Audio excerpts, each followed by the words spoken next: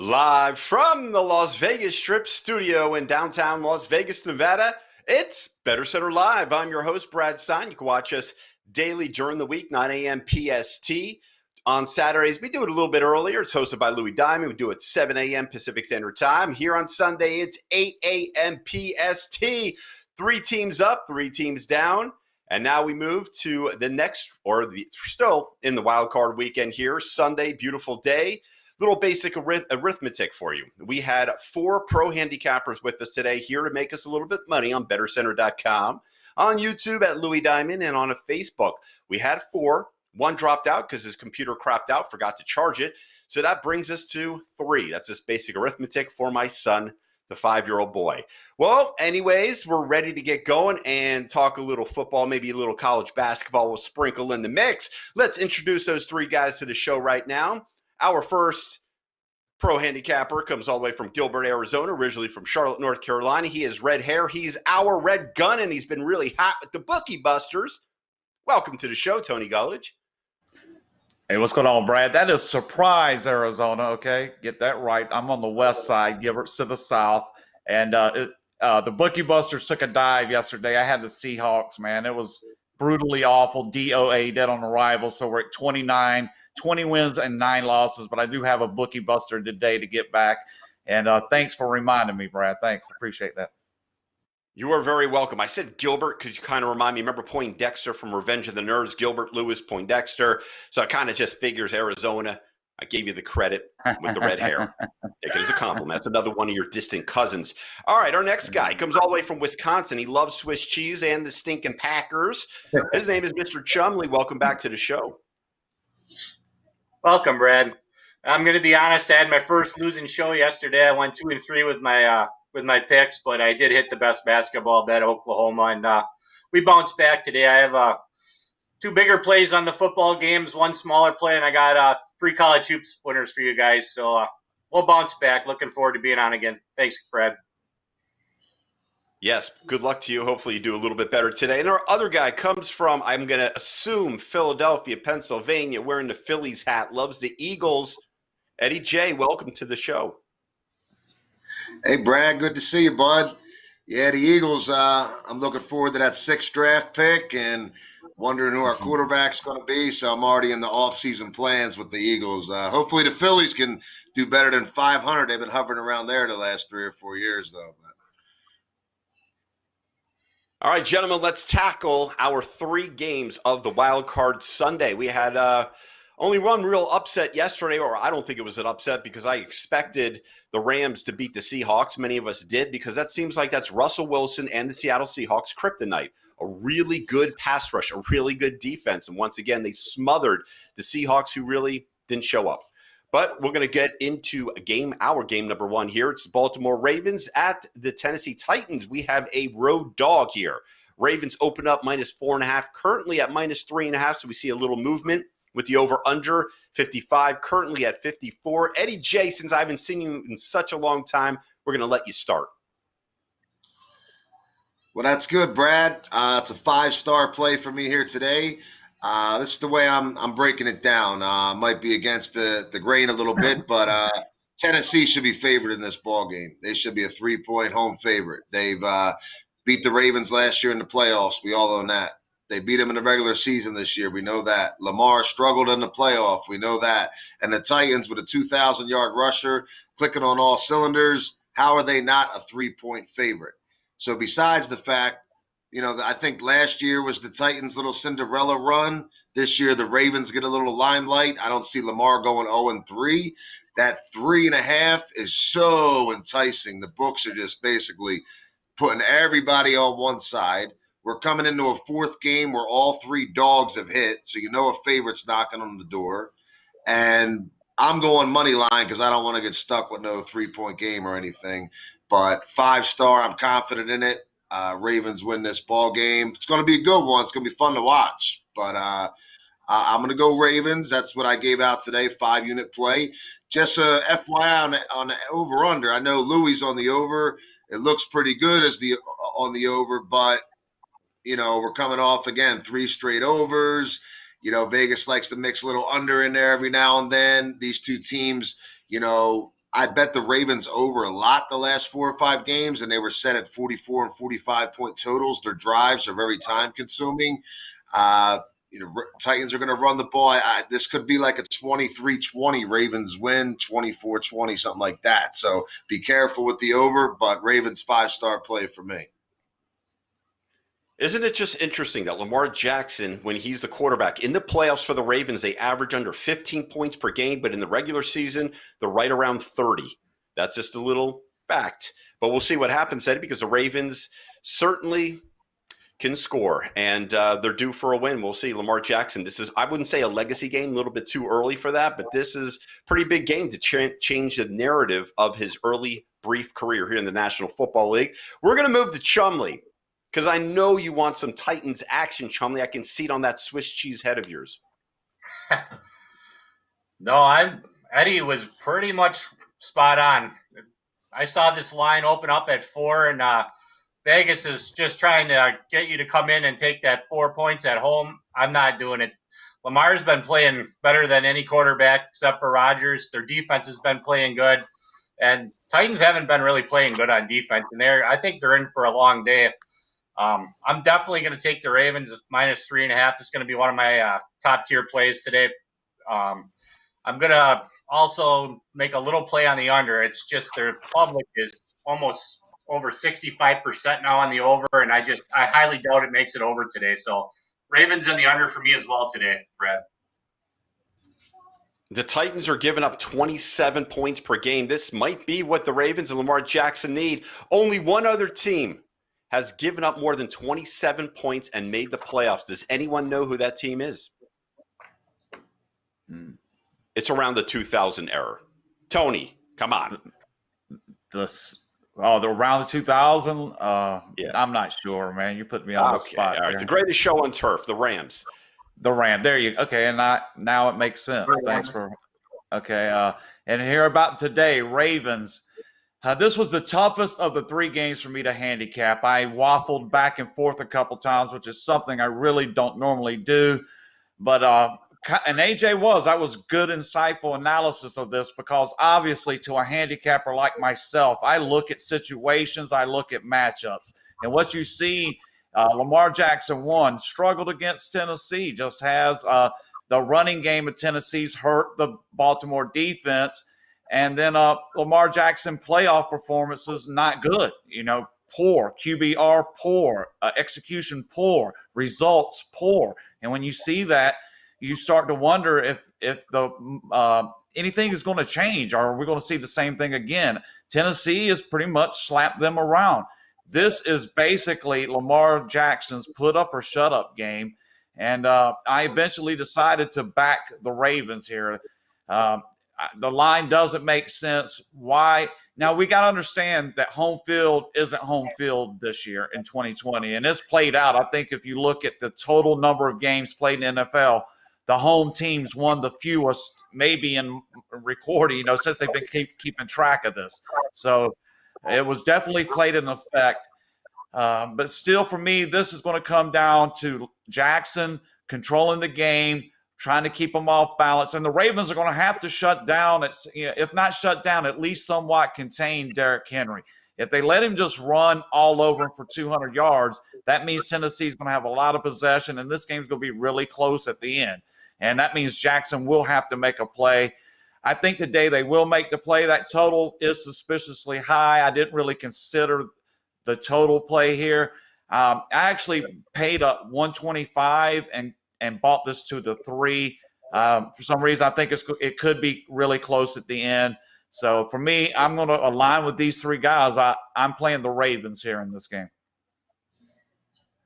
Okay, thanks, Tony. We move to game number 2, the Bears at the Saints. The 8-8 Chicago Bears, as we extended the NFL playoffs here. The 8-8 Bears get in. This over-under was 47.5, currently sitting at 48.5.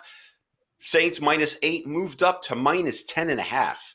Here we go. And let's start with you, Tony G. You are hot. You may start, please. Sure. Saints, 10-point. And the Saints defense got better toward the end of the season, okay, and that helped them. I'm a little skeptical of the Saints covering this number. They're more prone to play it close to the vest.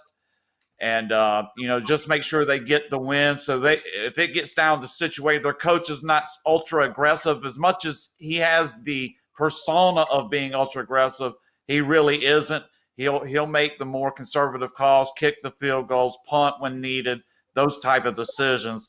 And then here with the Bears, their offense has gotten a bit better. We'll see how Trubisky does in it's going to be interesting. That front will get to him quick. Can he get rid of the ball quick, precisely, and just keep moving the chains? We'll see.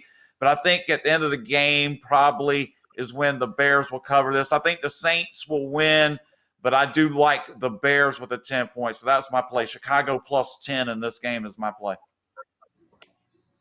It's a lot of points to be given up at home. You're right. Not really a home field advantage here in COVID-19. But the Chicago Bears have only beaten one winning team this season, and that's the Buccaneers in Week 5. Eddie J, does any of these nuggets change your opinion? I was stuck between either taking the Bears plus 10 or the under in the game, and I thought it hard and true.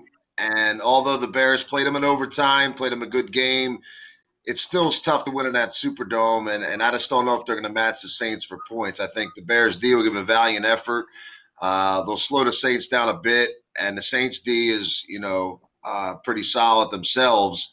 So they'll neutralize Trubisky when he's scrambling out the pocket and some of their running game with Montgomery and Cordell Patterson. So I think it's going to be a lower scoring game. I see like 28-17-ish, 27-17. So I think it stays under the number. So I went with that as a 4-unit play. But as far as the 10, I agree with Tony. I think the Bears, lose the game, but they stay within the number here. It's just pretty big high number for two teams that went to overtime last time they played. And Trubisky is peaking, even though it is Trubisky, but he is playing probably his best ball of his career right now.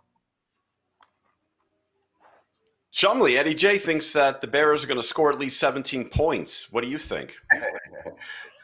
Well, I hate to go against anybody on the show, but this is going to be my top play of the day, the over of 47. The Bears are playing to save Nagy's job somewhat. If they get blown out, there's rumors going around that he'll be gone, and they're going to open up the playbook a little more than they have. And along with that, the Bears defense really hasn't played that great. They honestly didn't stop the Packers last week, even though that was Rodgers. It's going to be more of the same today. I'm going to back the Bears plus 10, but my top-rated play, I'm like 10-0 on the show, that these totals, they normally don't lose. So it's going to be like 31-24 final. It's going to be a high-scoring, good game, but I'm going to play this game to the over as my best bet today. All right, I like what you said. This is what I want to see. I want to see Nagy open up this offense. I'm sick of the dink and dunk with Trubisky. Let's see what he can do. And if Matt Nagy's really playing for his job and that quarterback, Mitchell Trubisky, is playing for his job, whether he's going to get another year in Chicago or somewhere else, let's see them move the ball down the field. They have nothing to lose, right, Tony?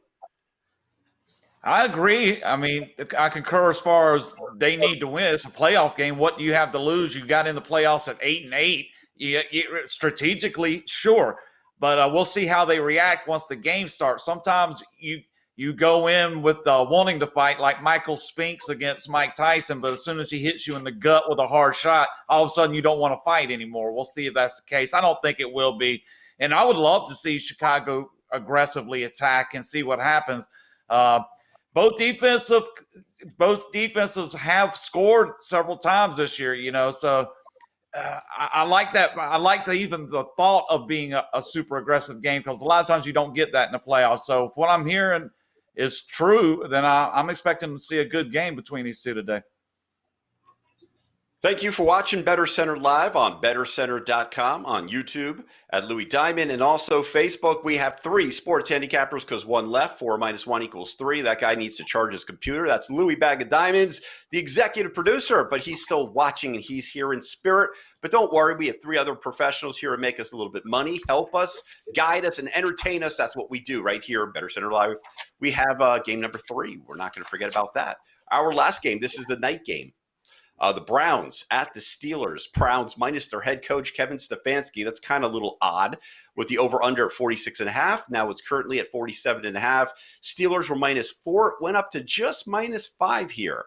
All right, we're going to start with Chumley. How much does not having your head coach and your best offensive lineman, how much is that going to hurt your betting strategy in this game? The losing offensive lineman is going to be bigger than the coach. Actually, Alex Van Pelt was a Packers coach for a long time, who Rodgers loved. He's actually, I like the fact that he's going to be calling the plays for him today. But as far as the line goes, the public is really hammering Pittsburgh, and I can't really. I'm going to stay off of this game. I know this Tony has a big play on that, and I'm out of respect to him. I'm gonna let him give you guys that winner, but I can't really decide on it.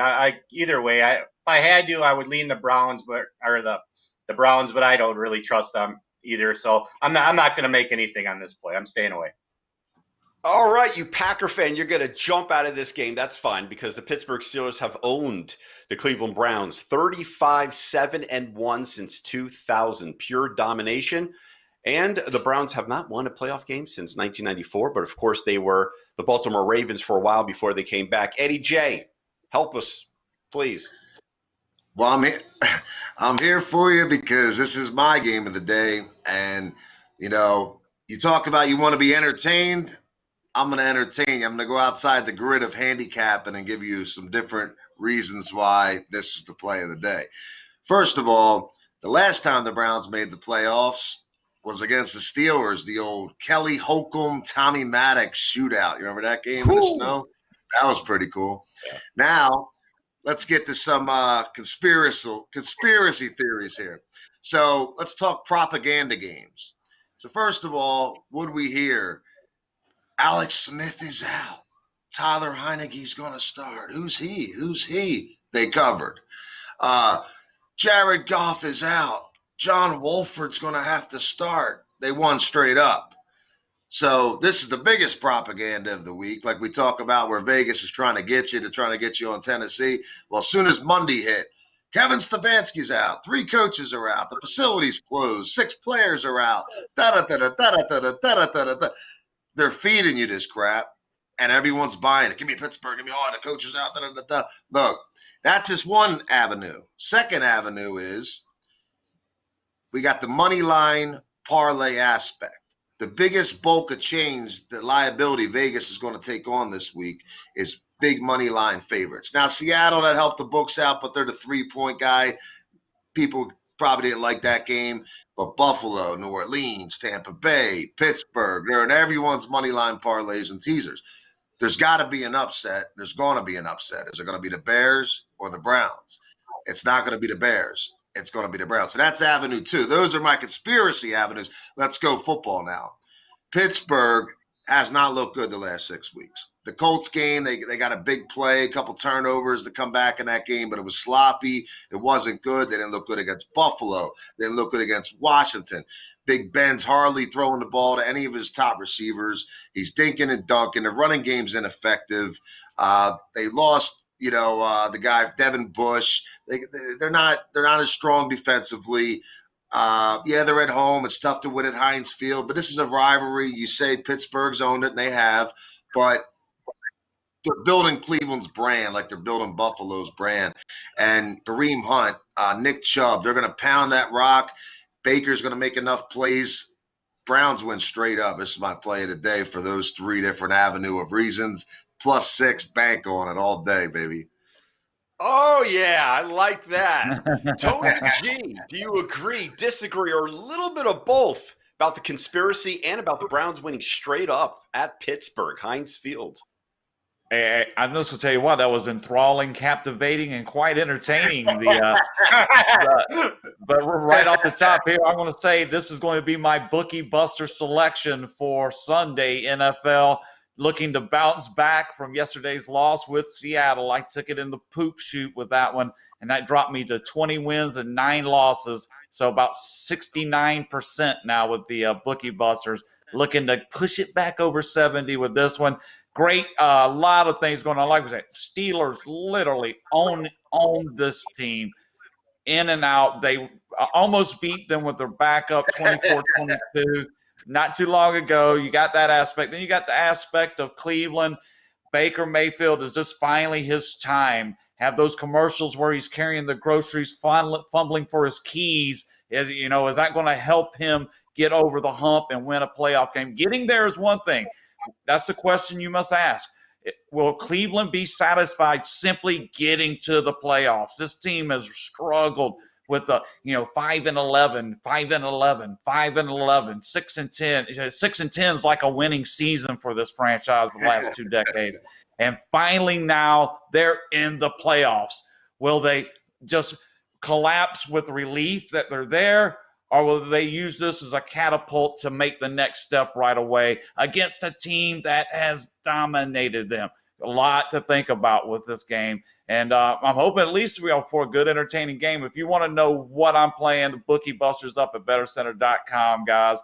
And this is a great, entertaining segment about this game. And I do like to hear those conspiracy theories with the money gambling, because I like to know what other people think. I'm a psychological kind of guy. I like to feel what people, read and react what people think. So, and I did like his angles there. It makes a lot of sense. So, if you want to know if I agree with Eddie, head over to BettorCenter and pick up this play. All right, guys, before we hit most interesting play of the day, if you're wondering why I'm wearing a black shirt, black tie, that is to mourn the great Tommy Lasorda, who passed away the other day at 93 years of age. We're going to head to the most interesting play of the day. Tony G, come on. Right there, most interesting play of the day. We go in basketball? Yeah, let's just do the basketballs. I know these guys have plenty of basketball, too. I'll try to be brief. Lost my best bet yesterday with West Virginia. Got hit with a three-pointer at the buzzer after just missing the front end of a 1-and-1. That's one of those, it makes you want to spit out of your mouth when it happens. So we're going to bounce back today with Iowa. 9.5. I love that single-digit spread here. They're going to look to get back on Minnesota, who they just lost to. I've been doing really well with the Big Ten. Just had Iowa, I think, 4 days ago as a best bet play. Love the offense of this team. Expect Iowa to come in ready to shoot the lights out against a team that just beat them not too long ago, Iowa. And then Bradley and Wichita State's the rest of my action. But take Iowa for sure in college basketball today. All right, thank you, Tony G. We move on to Chumley. Your most interesting play of the day is who? Well, unfortunately, I'm going to have to change it because I'm going to give you, though, my best bet is Iowa. I'm a Big Ten guy. They lost the first game to Minnesota at the end. Iowa's got a good chance to make it to the finals. There's no way Minnesota keeps this within 9.5 today. So I agree with Tony 100% on that. So Iowa back that. And then I'm going to take Winthrop, and then I want to take Maryland tonight +10. But I'm going to give you one of my best friends I have in my group. His NBA plays are 10-4, his max plays, and I said I'd give him a little love on the show today. So Davey Dime Soda is a kid you're going to hear about in the future. He's only 30, but I've been working with him for years on capping. But he's the master at the NBA, and he said take the Clippers today. So I'm going to go with my best bet in college basketball is Iowa, and then for my friend, take the Clippers today -11. Okay, fair enough. Eddie J, drum roll, please. The best Philly cheesesteak is Geno's or Pat's? Geno's, but Tony Luke's is a little secret that a lot of us is starting to creep to the top. We sneak in some Tony Luke's at the game and before the game. So Tony Luke's is pretty good, but out of the main two, I go with Geno's, All right, your most interesting play is? Yeah, as far as some hoops, real quick, just wanted to reply to Tony. As entertaining as my tidbit was on the Browns, I think yours was just as good when you said they almost beat it with the subs 24-22. That was pretty good. But besides that, college hoops, just want to let you know, Eddie J Sports on Twitter. I'm giving out a free month, free trial. You can check out all my picks. They're all posted before games. You get them all for free for the whole month. So you get to see what we do here at BettorCenter and see what I do, Eddie J. Also, there's my email below. So far in the 2021 campaign, 50 winners, 27 losses, 65% plus 76 units. I rate my plays 3, 4, and 5 stars on the plays. And college hoops were 30 and 16. So let's get to college hoops. I got 3. Yesterday we went 1-1. The UNLV overhit and Rutgers lost, but we got 3 here for you. UMBC taking on New Hampshire. We're going to go UMBC. They're laying 2 points. We're going to take the money line at minus 125 there, a small money line. UMBC, Maryland, Baltimore County. If you remember, that's the team that beat Virginia, the 16 that beat the 1 a couple years ago. They come in at 8-2. They're playing New Hampshire's 4-4. They just played 2 days ago in the college doubleheader, and UMBC took care of business 69-54 at New Hampshire. They just beat them by 15. It's a replay of that game. Both teams give up 64.6 points to be exact, but UMBC scores 5 points more per game. So we're going UMBC money line. 2 others I got, as they were mentioned in the Big Ten, the Iowa game. Iowa's scoring 92 a game. Minnesota's scoring 80 a game. Both defenses are suspect, giving up about 74-75 a game. It's a high total, but you'll watch. It'll be a cruiser winner, over 163 between them two. It'll be, you think it's high, but it'll fly. That's the tip. You think it's high, but it's going to fly. So that's the second one. And the third pick we're going to ride with today is Notre Dame. Notre Dame +7 we're going with. Virginia Tech, off to a decent start, upset Villanova in overtime this year. Decent record. The Irish are 3-6, but the Irish have played everybody. Michigan State, Duke, North Carolina. Very tough schedule. Purdue and Virginia Tech, all their games, even their wins against top teams are, 1 to 5 point wins. So I think they're not as hungry for this. Notre Dame at 3-6. Mike Bray, a top-notch coach. I think they win straight up in this game. Take the +7. It's a game they need to win tonight, and I think you'll be cool with the +7. All right, man. Thank you, Eddie J. And, of course, our Red Rifle, Chumley, Louis Diamond, even though your computer crapped out, we want to thank you, and Mr. Eugene Stewart from Spotlight Film Productions. This was BettorCenter Live on BettorCenter.com, YouTube at Louis Diamond, and Facebook. Thank you. Have a great weekend. Enjoy Wild Card, the last half of the Wild Card weekend. Then we move to the divisional rounds of the NFL playoffs. We heard a lot about college basketball and our most interesting play of the day. It was a wonderful show. My name is Brad Stein. You have a wonderful, beautiful, lovely day, and we'll catch you probably tomorrow right here on BettorCenter.com.